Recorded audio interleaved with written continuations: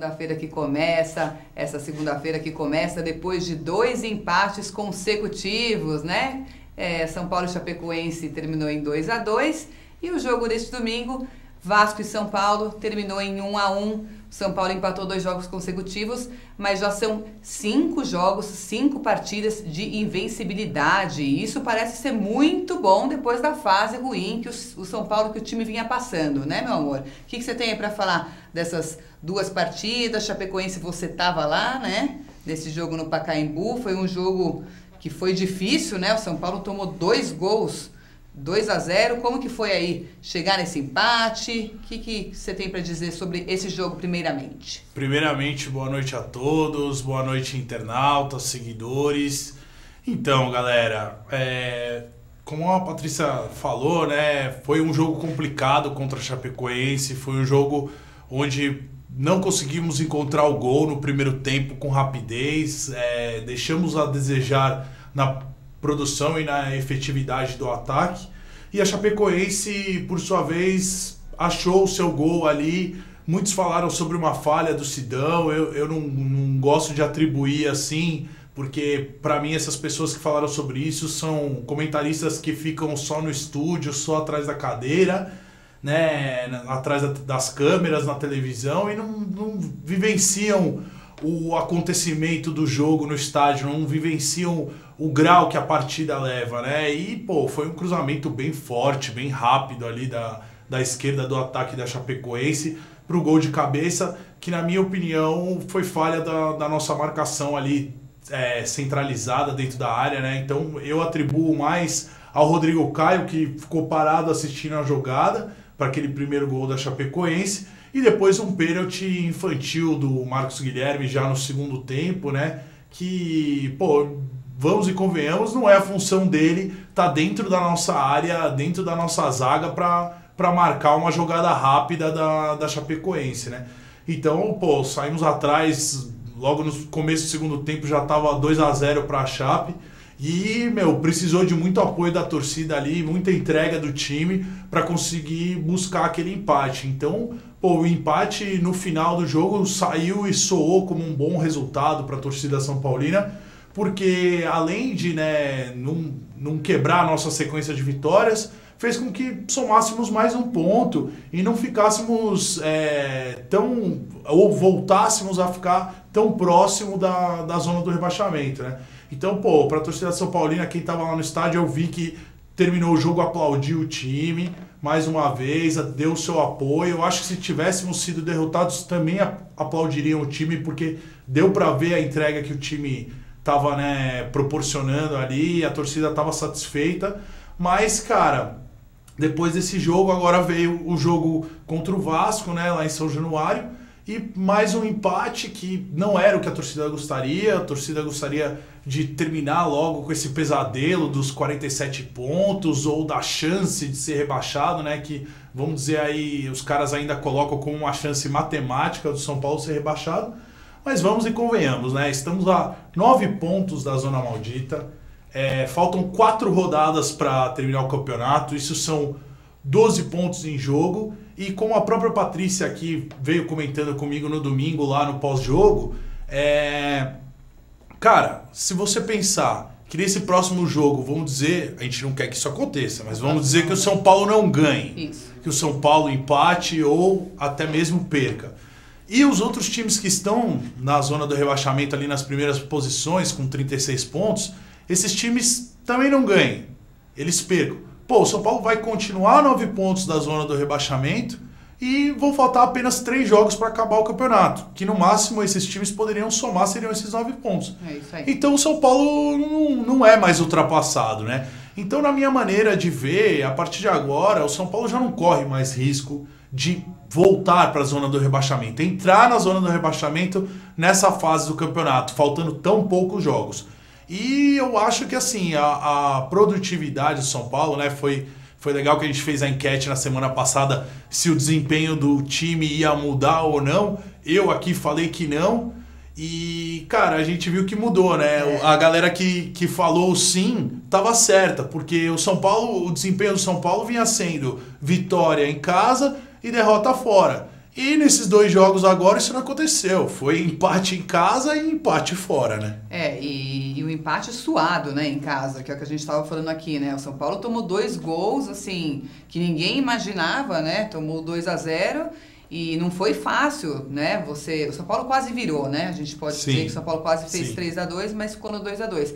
Mas foi difícil ir atrás, né? Foram os gols do segundo tempo, então não foi tão simples assim.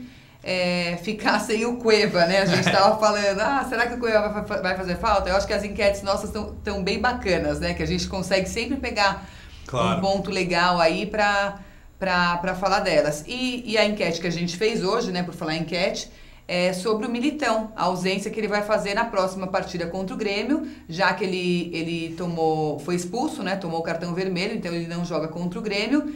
E lembrando que ele jogou contra o Vasco e na partida antes contra a Chapecoense ele também não jogou porque ele estava com dores, né, na coxa. E também na partida contra o Atlético Goianiense, se eu não me engano, foi a primeira que ele ficou de fora e o Dorival já optou pelo Araruna. Então a gente está com essa enquete aí, quem que deve substituir o Militão na partida contra o Grêmio? Se é o Araruna, que na verdade não é a posição dele, né, de origem, que é lateral direito, né, ele é volante, o Araruna.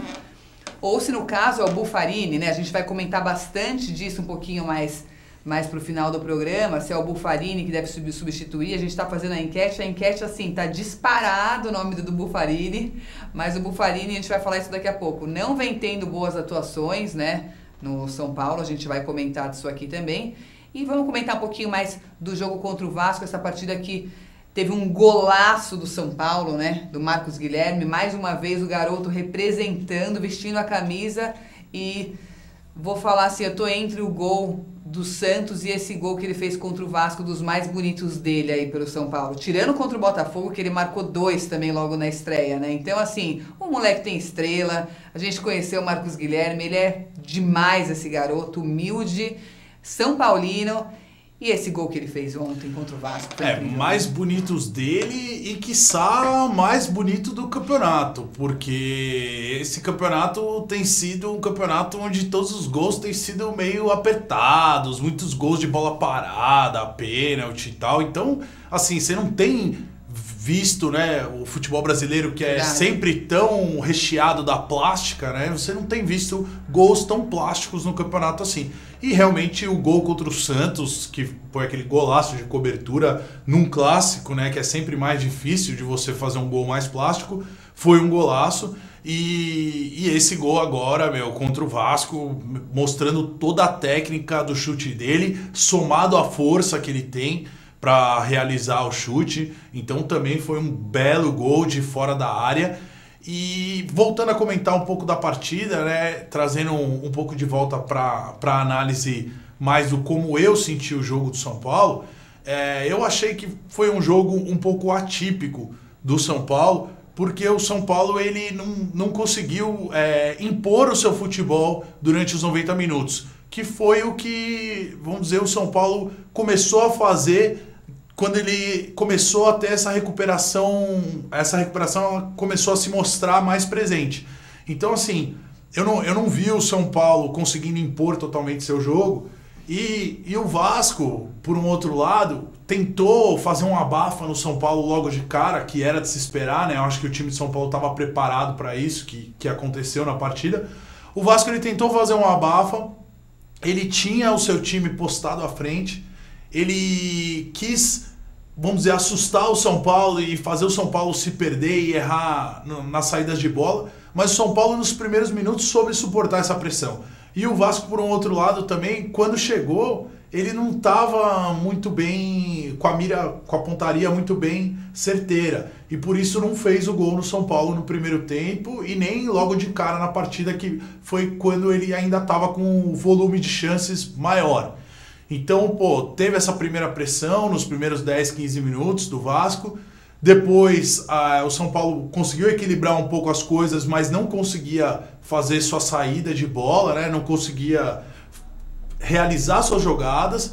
E eu vou dizer mais pra frente também, particularmente da atuação de cada um dos jogadores, mas muito por conta da atuação do Hernanes, que não foi uma atuação de acordo com o que ele vinha atuando, né? Ou atuou em todos os jogos. Também não podemos cobrar o cara, porque porra, é o símbolo da nossa recuperação, é o nosso profeta, é o nosso grande ídolo, mas nem todo mundo, ou melhor, todo mundo não consegue ter sempre uma atuação gloriosa, maravilhosa. Então sempre vai ter um dia que o cara não representa, não é o que ele é, né? Não joga o futebol que ele joga.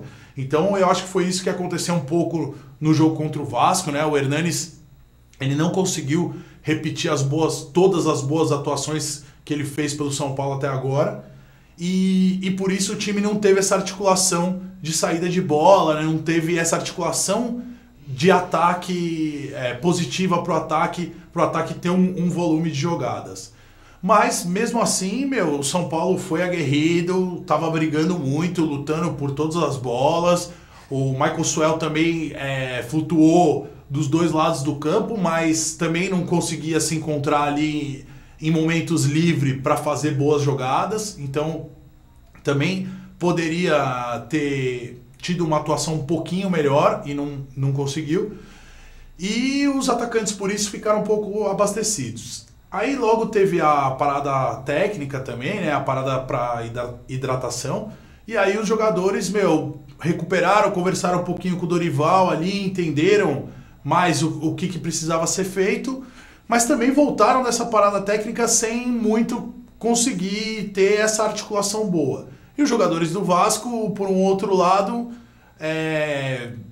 perceberam que o primeiro tempo ali não ia dar para chegar, né? A defesa do São Paulo, o Militão no primeiro tempo foi muito bem, e a defesa do São Paulo ali conseguiu se segurar bem. O Arboleda tirou boas bolas também, então isso foi a parte positiva do primeiro tempo do São Paulo. E já no final do primeiro tempo, né, passado dos 35 minutos, uma bola que o Petros toca pro Marcos Guilherme, e o Marcos Guilherme tenta fazer um passe, né, e a bola rebate no jogador do Vasco, ele acha que está com a bola dominada, e o Marcos Guilherme malandramente vai lá, retoma a bola, recupera, dá um toquinho para frente, adiantando a bola, né, se colocando em posição do chute, e realiza o chute com maestria, com toda a técnica que ele tem, a força que ele tem, e faz um golaço abrindo o placar para o São Paulo. Então isso foi um gol, vamos dizer, achado do São Paulo ali no primeiro tempo, que não estava com um volume de jogo a ponto de realizar um gol. Só tinha feito 2 chegadas até então, e mesmo assim conseguiu o gol. E, eu atribuo muito o mérito do Marcos Guilherme, né, em fazer esse gol. Ele foi guerreiro, né? Eu ia até falar agora, fazer uma comparação entre o gol contra o Santos, que a gente estava falando, e o gol contra o Vasco. O gol contra o Santos, ele recebeu uma bola ali, né, de presente do Hernanes, aquele passe perfeito, milimétrico, que a bola bateu e ele fez aquele golaço por cobertura. Agora contra o Vasco, a gente viu que foi um gol que ele foi aguerrido, né? Que ele perdeu a bola, conseguiu recuperar a bola e deu um chutaço de fora da área. Foi um gol maravilhoso. Então eu vou no gol contra o Vasco. O gol mais bonito, na minha opinião, já que a gente fez essa enquete entre a gente. Beleza, eu fico com o gol contra o Santos, pela plástica da jogada e pela técnica dele também na finalização, fora os 70% do gol que foi do passe do Hernanes, né?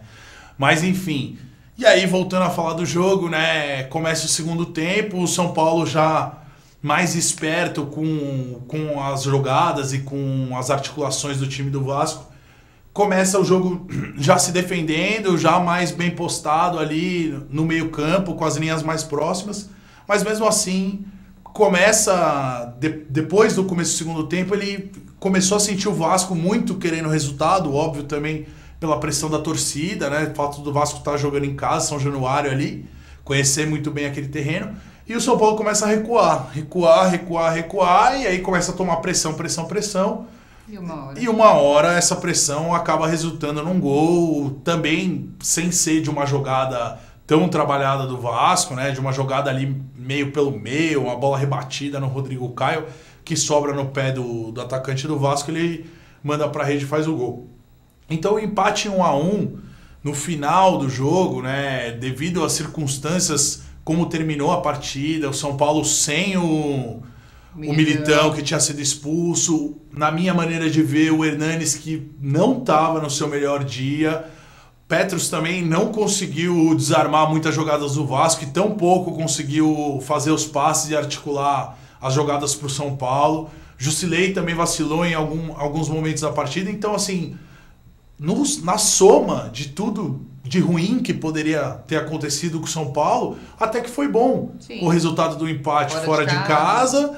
Não só por somar um ponto e manter a invencibilidade que você falou, que isso é uma coisa que sempre mantém a confiança do time, mas principalmente por tirar 2 pontos do Vasco. Que se o São Paulo realmente quer e vai brigar por uma Libertadores nesses 4 últimos jogos, é importantíssimo você tirar 2 pontos do rival. Então isso foi o ponto positivo da partida. O resultado foi o ponto positivo da partida. Mas a atuação nesses 2 últimos jogos não foram nem perto do que o São Paulo vinha apresentando. A gente percebe que realmente a ausência do Cueva faz diferença, né? A nossa enquete que a gente já tinha falado aqui tá fazendo diferença. O Cueva é um jogador, é o camisa 10 do time, é um cara que joga muito, que teve aquela fase ruim, né, no São Paulo, entre aspas, e voltou a jogar, voltou a demonstrar, fez toda a diferença aí nas partidas que o São Paulo ganhou, nas 3, né, nessas últimas 3 que o São Paulo ganhou. Enfim, a gente vai ter o Cueva depois de volta, né? Depois da partida contra o Grêmio. Ele provavelmente volta, se Deus quiser, e a gente vai, acho que contra o Botafogo no Pacaembu, né? Se eu não me engano. Terá o último jogo da sequência de 5 jogos do Pacaembu, o último é contra o Botafogo. Porque ele joga agora contra a Nova Zelândia, né? Na repescagem, quarta-feira agora, ele tem o segundo jogo. O primeiro jogo foi 0-0, tô na torcida pro Peru classificar, né? Que faz tempo que o Peru não participa de uma Copa do Mundo, e para o Cueva voltar mais feliz, com mais vontade. Com certeza. A segunda partida, quarta-feira, é em Lima, no Peru. Então, estamos aí na torcida para o nosso Cueva classificar e voltar feliz e ajudar mais o São Paulo nessa reta final.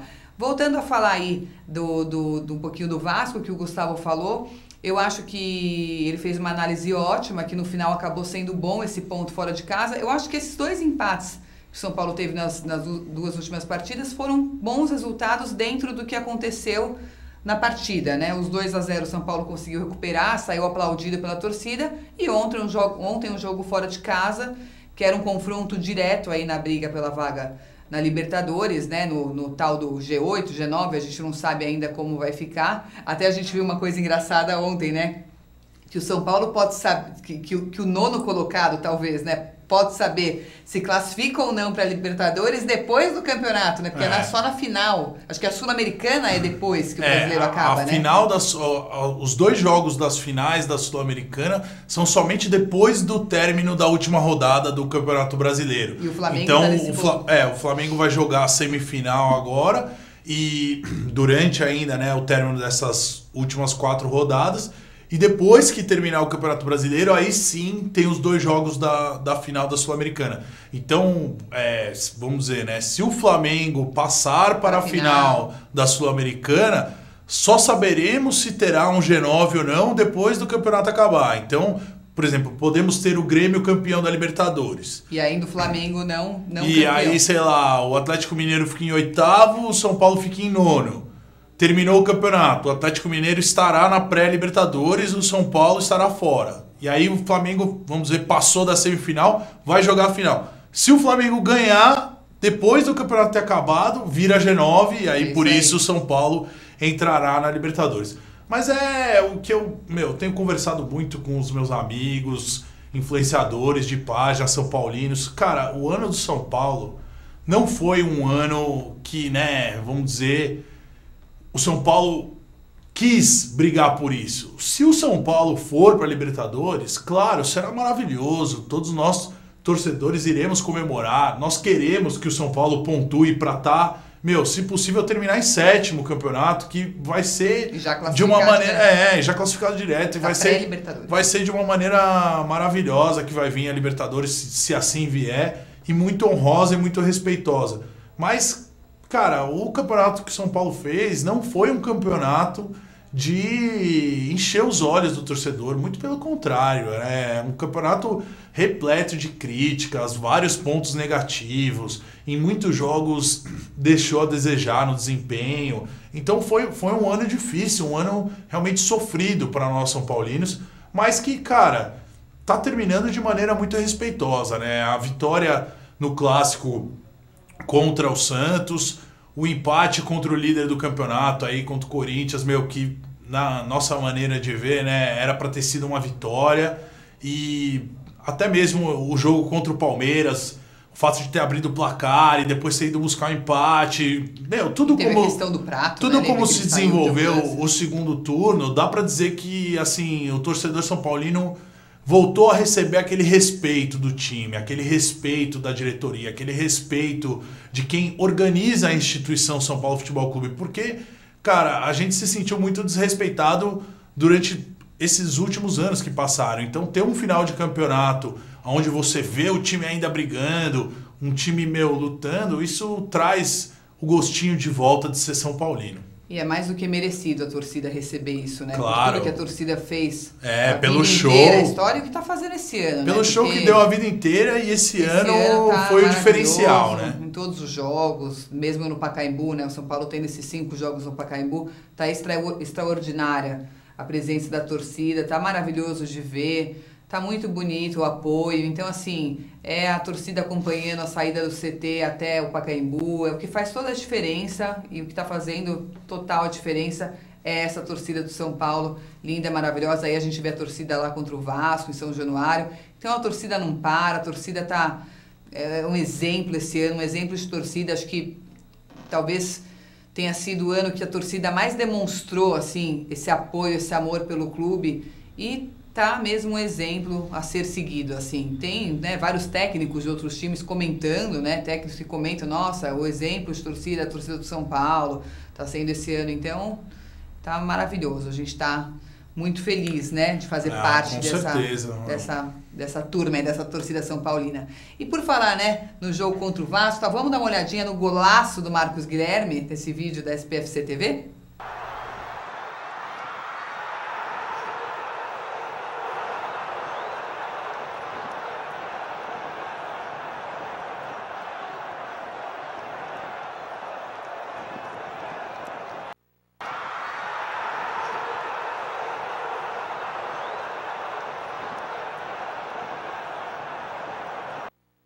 Golaço desse Marcos Guilherme, né? Ah, o moleque merece, né, meu? Pô, tudo que ele passou aí, meu, da onde o moleque veio, a gente conhece bem a história dele. Moleque humilde, cabeça boa, inteligente, gosta muito do São Paulo, gosta muito de jogar bola e, cara, o moleque sabe o que faz com a bola no pé, assim, tem que saber valorizar, né, quando o time encontra um jogador que encaixa com a característica do time, tem que saber valorizar, tem que saber, meu, segurar o moleque, tem que saber, assim, realmente cativar ele, que é pra ele que ele continue produzindo pelo clube, meu, o que a gente quer, né, que são gols, meu, e se Deus quiser que esses gols nos levem a títulos. Então, pô, é importantíssimo ter um cara como o Marcos Guilherme. E eu acho que esse ano, assim, de todos os jogadores que saíram e que vieram e que ficaram, pra mim, eu dou o destaque principal para ele. Claro que muitos jogadores apareceram em momentos importantíssimos. Sidão tem que ter seu destaque, Hernanes então nem se fale. Mas assim, o achado, para mim, o grande achado do São Paulo esse ano nesse time de São Paulo é o Marcos Guilherme. Então, e ele tem que continuar, né? 2018. Com certeza. Vamos torcer para que ele continue, né? Torcer, ficar na torcida para que ele continue e que ele marque mais um golzinho aí contra o Grêmio, essa partida importantíssima que o São Paulo tem quarta-feira, que a gente pode sair desse sufoco de uma vez por todas, né? Alcançar até mais do que 47 pontos, a gente pode alcançar já 48 pontos, né? No caso de uma vitória. E a gente está confiante aqui, o casal, para essa vitória na quarta-feira. Eu acho que o São Paulo vai entrar com tudo aí no jogo contra o Grêmio. O Grêmio, é claro, a gente não vai falar aqui que não vai jogar bem. A primeira partida da final da Libertadores é na próxima quarta-feira, né? Que o Grêmio tem a final contra o Lanús. E a gente, eu acho que o Grêmio vai jogar para vencer, talvez não com o time todo titular, né? Que o Renato Gaúcho ele tá mesclando, entrando com um time misto. Mas eu acho que o São Paulo tem tudo para se livrar de uma vez dessa. Se a gente não ficar dependendo da derrota dos outros times que estão lá embaixo, que no caso, se eu não me engano, é o Vitória, o Sport e o Avaí, né? Vitória, Sport e Avaí que estão lá embaixo? acho que são. Avaí, Vitória... Não, errado. Avaí, Ponte Preta e Sport, que estão na zona, e Atlético Goianiense e Lanterna. Sim. É isso, porque deu uma reviravolta aí, acho que o Vitória subiu. Então, para não depender da derrota desses times, é bom o São Paulo vencer na quarta-feira, né? Contra o Grêmio. A gente quer a vitória do time sempre, né? Todo torcedor quer ver seu time vencer em todos os jogos. Tem alguns jogos que são mais complicados do que outros. E pra mim, eu encaro esse jogo contra o Grêmio como sendo uma difícil batalha pro São Paulo. Eu acho que vai ser muito difícil de São Paulo vencer lá. Não sabemos se o Renato Gaúcho vai com o time titular ou não. Ele, né, tem variado muito o time nos últimos jogos e tem tido os resultados diferentes também com times diferentes. Teve jogos que ele colocou o time titular ou praticamente inteiro titular e não obteve o resultado positivo, e teve outros jogos também que colocou time mesclado ou praticamente inteiro reserva e conseguiu sair com a vitória. Então assim, né, jogo lá na Arena do Grêmio é sempre um jogo difícil, né? São Paulo e Grêmio são duas equipes enormes do futebol brasileiro, então sei que teremos um jogo complicado lá, mas, cara, o São Paulo, ele tá na briga, ele tá na busca ali por mais 3 pontos, e eu tenho certeza que quem entrar em campo vai se doar ao máximo para conseguir chegar ao resultado positivo, que é o que interessa para nós torcedores, né? E além de ser um time grande, né, como o Gustavo falou, serem 2 times grandes, o Grêmio tá bem no campeonato, né? O São Paulo não vai contar com o Militão, com o Cueva, que a gente já sabia, e com o Militão, que foi expulso contra o Vasco. Então a gente fez essa enquete, se o Araruna deveria substituir o Militão para essa partida contra o Grêmio. Foi quase unânime, todo mundo praticamente está falando aqui. Na verdade, assim, entre o sim e o não, a gente ficou com 200 votos para que sim, 40% para que sim, que a Araruna deve substituir, e 60% para que não. 316 votos para que não, que a Araruna não deve substituir. E muita gente aqui falou, dos que falaram que não deve substituir, que o Araruna não deve ser o substituto, falaram no Buffarini. Quase 100% falou aqui no Buffarini. Que o Buffarini merece uma última chance, porque faz tempo que ele não joga. O Buffarini ele não joga no São Paulo como titular desde a partida contra o Palmeiras, né, os 4-2. Então foi em agosto essa partida. Ele não tem números bons pelo São Paulo, pelo contrário, os números do Buffarini são bem fracos pelo São Paulo, bem diferente do que ele mostrava no San Lorenzo, né? Desde que ele foi contratado. Para a gente ter uma ideia, no San Lorenzo ele jogou 171 jogos e marcou 13 gols. No São Paulo, desde que ele chegou em 2016, parece aqui, pelo que está escrito, foram 40 jogos e nenhum gol pelo São Paulo. Então isso acaba afetando um pouco, eu acho, a decisão do técnico e pelo que ele mostra em campo, né? É isso que eu ia falar, né? Essa parte final do que você falou, porque a função do lateral não é nem marcar gols, né? A real função do lateral é defender, primeiramente. E num segundo momento, se conseguir fazer um bom cruzamento, dar uma assistência, um belo passe rápido no chão, ou o atacante vai lá, o segundo atacante vai lá e empurra a bola para dentro. Então, assim, o Buffarini, ele é um cara que não fez nenhuma coisa nem outra, né? Não deu muitas assistências desde que chegou no São Paulo e tampouco fez gols. Mas mais que isso, é o encaixe do jogador no time. Então, desde que ele chegou no São Paulo, essas 40 e poucas partidas aí que ele fez, em nenhuma dessas partidas ele conseguiu encaixar o futebol dele a maneira como o torcedor ou o treinador que estava na época esperava que o lateral fizesse a sua função. Então fica muito difícil de querer o Buffarini, querer que ele atue num momento como esse, né? Além do que, a gente estava vendo aí o último jogo que ele fez foi contra o Palmeiras, lá no Allianz Parque. E esse jogo contra o Palmeiras foi a 22ª rodada. Nós estamos na rodada 35 do campeonato. Nossa, então, assim, faz muito tempo que ele não joga. Então, colocar um jogador que está tão longe do ritmo de jogo é complicado. Agora, também colocar o Araruna é uma coisa que não me agrada, porque assim, não é nem porque o Araruna não fez boas partidas como lateral, porque ele, vamos dizer, oscilou nas atuações dele como lateral.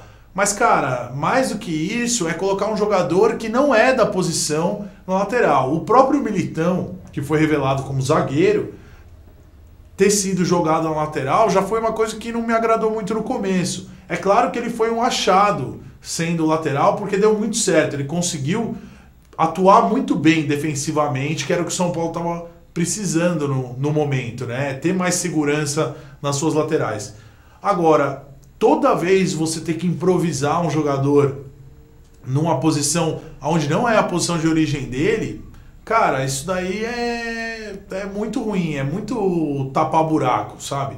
Então, eu sinceramente não gostaria de ver o Araruna lá na partida contra o Grêmio. Acho que não vai ser a solução para o São Paulo.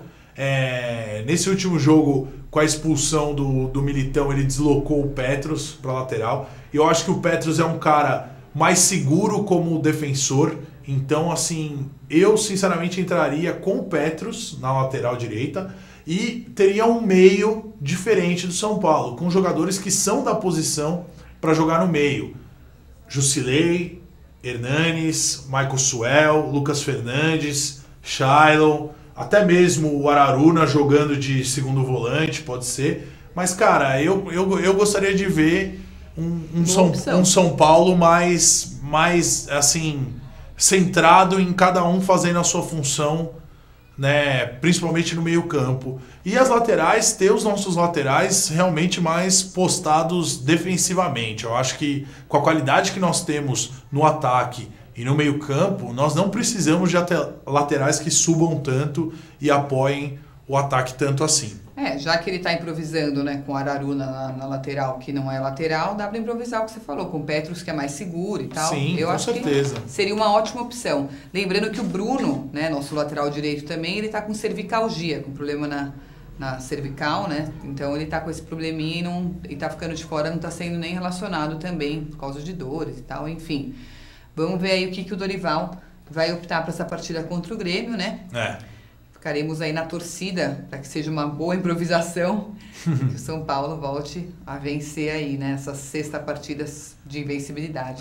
Não tem jeito, entendeu? Improvisar, ele vai ter que improvisar. É o que eu falo. Eu não gosto de ver isso. Eu prefiro ver cada jogador da sua posição realmente atuando na sua posição. Agora, sim, nesse jogo, para mim, ele só tem 2 opções. Assim, o Araruna eu não considero como sendo uma opção. Tanto é que na nossa própria pesquisa eu mesmo votei não. Por causa disso, entendeu? Eu acho que as 2 opções que ele tem é ou realmente botar o Buffarini, que é lateral direito, é um lateral de origem e tem que saber se ater à posição fazendo primeiro defensivamente para depois pensar em querer dar algum suporte no ataque. Então essa é uma das opções que ele tem. E na minha cabeça uma outra opção seria realmente colocar o Petros na lateral direita e trazer um meio campo diferente para o São Paulo, entendeu? Então vamos ver o que ele faz ou o que ele pensa, né? E, torcer até o fim para uma vitória do São Paulo, seja qual for o esquema, sejam quais forem os jogadores. Se Deus quiser, né, pra gente sair de uma vez desse perigo aí, desse Z4. E a gente tem uma super novidade para contar, né, meu amor? Que a gente falou que a gente ia revelar aqui no programa. Quer contar você ou conto eu? Conta você. Que estamos grávidos, né? Seremos papais de uma menina São Paulina, Sophie. Então a gente quer contar, dividir com vocês essa alegria enorme da nossa São Paulininha que vem ao mundo, que está aqui, né? 4 meses da barriguinha da mamãe São Paulina. A gente segurou. Eu, infelizmente, não estou conseguindo ir a todos os jogos como eu gostaria, né? Estou ali sofrendo com a Sofia em casa. No Pacaembu estou dando uma segurada, porque eu prefiro guardar para o camarote do Morumbi, que eu gosto mais da nossa casa, né, verdadeira.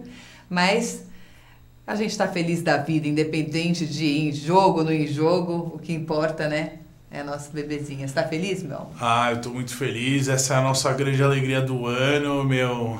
Essa menina que vai vir para iluminar o nosso lar, para iluminar ainda mais a nossa torcida, ser um reforço da torcida tricolor. E é isso, né? Assim, como eu tava falando aí no começo do programa, para mim, na minha cabeça, eliminamos total a possibilidade de uma Série B no ano que vem. E vamos deixar essa Série B para trás aí, para os nossos rivais que já são mais acostumados com isso. E o casal SPFC vai ficar com a Série Baby, que é mais agradável, é um cuidado melhor que a gente vai ter aqui com a nossa menininha. E, se Deus quiser, também futuros filhos que vamos ter, né? É, com certeza. Mas foi bem difícil pra gente, viu? Porque eu tive que aguentar aqui 4 meses, desde que eu descobri, né? 3 meses e pouco, nessa situação difícil do time. Você tava nervosa, meu amor? Ah, não, quase nada, né? Você lembra da experiência? Eu ainda nem sabia. Eu vou contar rapidinho. Eu ainda nem sabia que eu tava grávida e fui na partida contra o Cruzeiro, fazendo a promoção no Camarote Amani. São Paulo e Cruzeiro, São Paulo fez um gol de falta, mas esse jogo, nossa, assim, a minha emoção tava assim, dizem, né, que a grávida, né, nossa, os sentimentos ficam à flor da pele. A hora que São Paulo fez o gol, gritava, gol do Hernanes, tal, de falta. Aí o São Paulo passou, foi intervalo, tal, no segundo tempo tomou o gol. Aí tomou o segundo gol. Eu fui pro banheiro do camarote, sentei, chorava igual uma criança, mas chorava assim, pior que criança, chorava. Aí 5 minutos depois falei, nossa, não é possível, eu preciso parar, porque São Paulo não vai cair, não é possível, São Paulo não vai cair. E ainda tava no primeiro jogo do segundo turno. Saí do banheiro, sentei assim no bar, no banquinho, aí comecei de novo. São Paulo, desesperado e tal. E o Gustavo já lá longe. Aí eu chorando. Aí eu olhando a televisão, assim, aí veio o dono do camarote, o Tarcísio. Patrícia, você tá bem? O que tá acontecendo? Calma, o São Paulo vai reagir e tal. Eu falei assim, não, mas a Série B não é possível. Não. Aí ele, calma, mas fica tranquilo. Aí, de repente, gol da Arboleda. Aí eu, gol! Então, assim, nossa, foi um jogo que meus sentimentos... Aí o São Paulo, na hora do pênalti, que o Hernanes cobrou, nem conseguia mais assistir. Chorei no final, nossa. Isso foi num domingo. Aí, na terça-feira, eu descobri que eu tava grávida, né? Então, já tava a minha bebezinha lá dentro... com os sentimentos de uma São Paulina, né? Passando tudo pra mamãe. Tudo isso já ou só no primeiro jogo do segundo turno, né? Imagina tudo que veio depois. Mas fica tranquila, meu amor. Série B, não. E vamos ficar com a Série Baby, que vai ser muito mais feliz e mais agradável pra nós. Nossa, Sofia São Paulina. Começa com S de São Paulo, hein? Já é, ó... Tudo a ver. É a primeira, né? Dentre os grandes ou as grandes, é a primeira, tem que ser. Linda. A gente já tá aqui ansioso para ver a carinha da nossa São Paulina, o rostinho dela. E a gente quer falar que na próxima semana, infelizmente, o casal não vai estar aqui dia 20, né, de novembro, porque é feriado. E a gente retorna dia 27 de novembro, na segunda-feira, né? E faremos uma promoção aí para a última partida contra o Bahia. Então fiquem ligados que a gente vem com muita coisa legal aí dia 27. Se liguem no programa. E a gente se despede. Vamos torcer para mais uma vitória aí contra o Grêmio, né? Que venha mais um jogo invicto. E que São Paulo acumule aí 4 vitórias e 2 empates desses últimos 6 jogos. Vai tá bom, né? Vamos lá, vamos São Paulo. Muito obrigado à torcida tricolor que vem dando esse suporte maravilhoso ao time, meu... Desde as situações mais adversas até agora nos momentos mais felizes. E muito obrigado a todos vocês também, seguidores, internautas, que sempre demonstram todo o carinho aqui pelo casal SPFC. Saibam que o nosso carinho é o mesmo por vocês e pelo nosso São Paulo Futebol Clube também. Uma boa noite, uma ótima semana a todos. Valeu, galera!